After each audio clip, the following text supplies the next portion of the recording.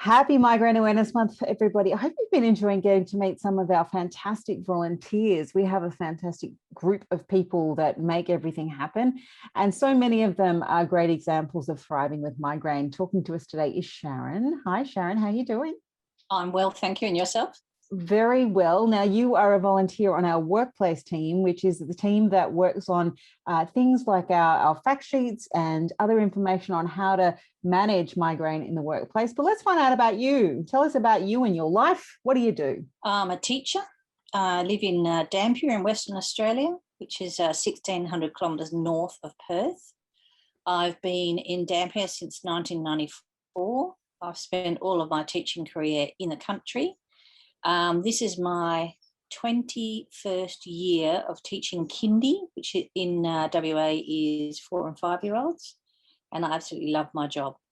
I have been part-time since I had my own children, who are now, or this year, 25 and 21.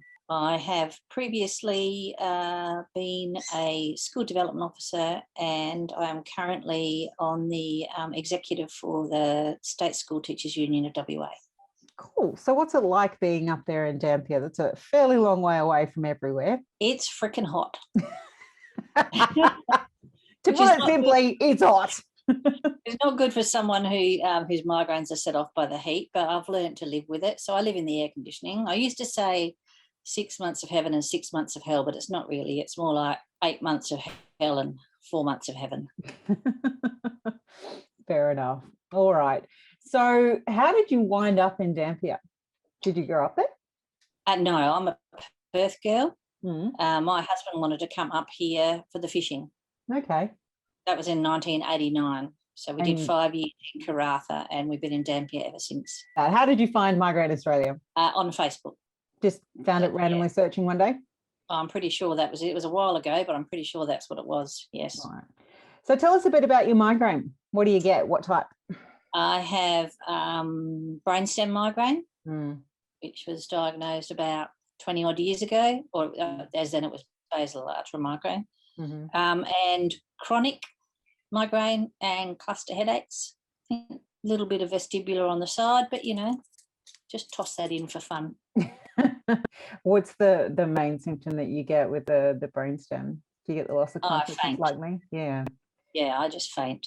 Yeah. And then it can be as short as a 20-second faint. It can be as long as in and out of consciousness for 4 hours. Yeah, it's great fun, isn't it? Have you ever found a treatment that works for it? No. I think losing my hormones, like hormones going out the back door, the older I get, the better they're getting. But then, of course, it got worse as the change came. So no, I have not found a cure for it. I've just learned to live around it. Yeah. You have as well. Yeah. Particularly the brainstem symptoms. You can't really do much about it. You're unconscious. No. You literally can't do anything about it. It freaks everyone out. Yeah. I think it's harder on other people than it is on you sometimes. Yes. When I knew what it was, then it was easy to live with. But when you first get it and you don't know whether you've got a brain tumor or all that sort of stuff, it's a little bit hard, but after a while you just get used to it. And how do you find migraine and teaching kinder kids? Pretty good. I've been at the same school now since 1994, so the staff there know me, and I've got my medical plan written up, and it's well used, and they do make work around me for what I need to do. Is I can't go out on duty when it's hot, so I still do my duty, but I sit in the doorway. They make the conditions good for me to work there. So, and I've got, being a kindy teacher, I always have an education assistant in the room, which is really good for when I just fall on the floor, then they just take over. Well, that's really great. It's a really great plan. And is that sorry? I have had kindy kids say, I think Mrs. Vertigan just died. We're very glad you haven't died. Oh, thank you. Me too.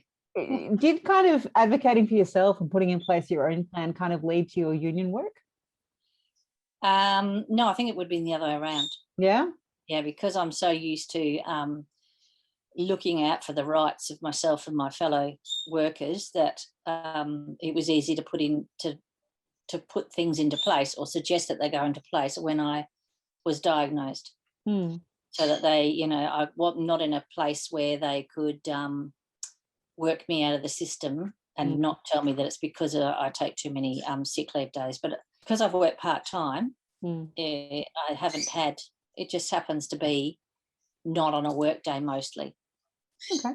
I've still got heaps of sick days left, so I'm okay.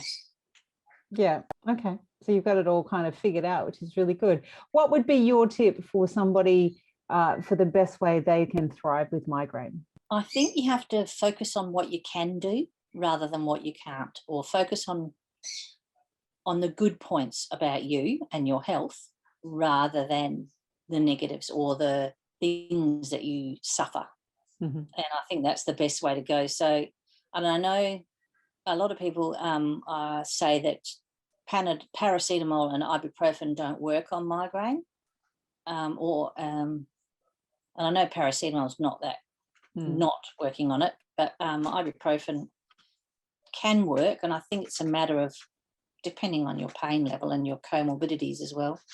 I weaned myself off codeine, and mostly I just used aspirin with a little bit of codeine as an Aspalgin, and that's worked for me to get myself into a better mental and physical state to cope with it. We're getting off the harder drugs. Yes. Yeah. I mean, as long as you don't count Emgality, which I've just started.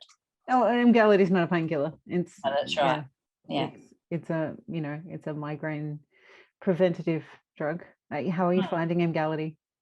I think it's getting there. I wasn't like a miraculous wake up without a migraine type person, but I do believe it's working on keeping the levels lower and keeping them less often. So I'm looking forward to another couple of months' time.